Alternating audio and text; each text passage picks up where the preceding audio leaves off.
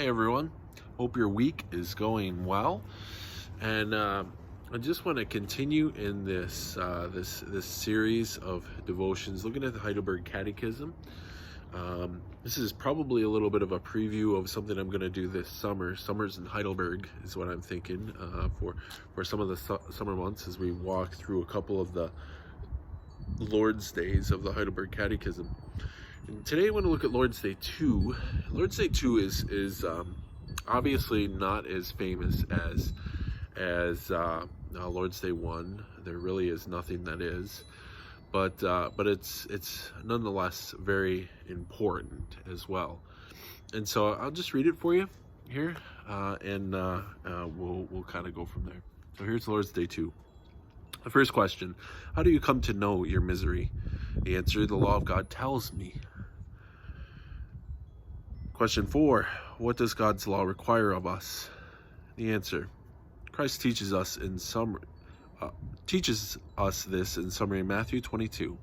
Love the Lord your God with all your heart and with all your soul, with all your mind and all your strength. This is the first and greatest commandment, and the second is like it: love your neighbor as yourself. All the law of the prophets hang on these two commands. Question answer 5: can you live up to all these perfectly?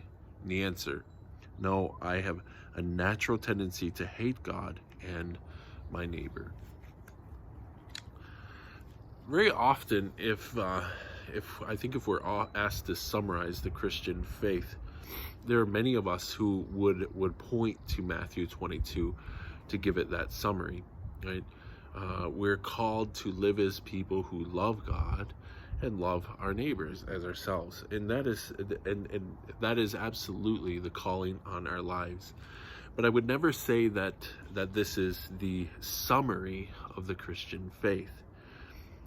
And the reason why is this: there is this contrast that we often make theologically between the law and gospel. The law is, of course, everything that we see in the Old Testament and all the rules, regulations, restrictions, things of that sort that we are called to follow, that we're called to live up to in order to be in God's presence.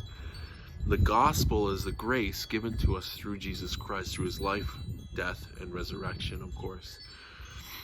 And the gospel is a gift given to us, therefore we say it's grace. The law is something that we are obligated to follow. The law convicts us of our sin. Paul tells us that it makes us conscious that we cannot do it on our own, that we fall desperately short. The gospel tells us the same thing. It tells us that we do fall desperately short. But then it says, you need a Savior, and Jesus is that Savior. Gospel is, in many ways, the way that I would summarize the Christian faith, because Jesus is the gospel. Jesus is the one who saves us through our life, death, and resurrection. And so we can't just summarize the Christian faith up by saying that it's a call to love God and love neighbor. While that's absolutely true as a major facet of our faith, it is not the essence of Christianity. The essence of Christianity is Christ. And the sheer fact that the call on our lives is to love God and love our neighbor tells us that we fall desperately, desperately short, and we need a Savior. Right? When's the last time that you loved God and loved your neighbor perfectly? I would guess that if you're listening to this today, then the answer is you probably never have. Right? And so therefore you need a Savior just as bad as I do. And that is the call, or that is the call of the Christian faith, to surrender ourselves and fall at the feet of the one who saves us, Jesus. So bear that in mind the next time somebody asks you to summarize your faith, right? We don't start with the law. we start with the gospel. We start with Jesus as we recognize him as the one who saves us and the one who makes us righteous and right before God. Have a great day. Many blessings as you go about your week, as always.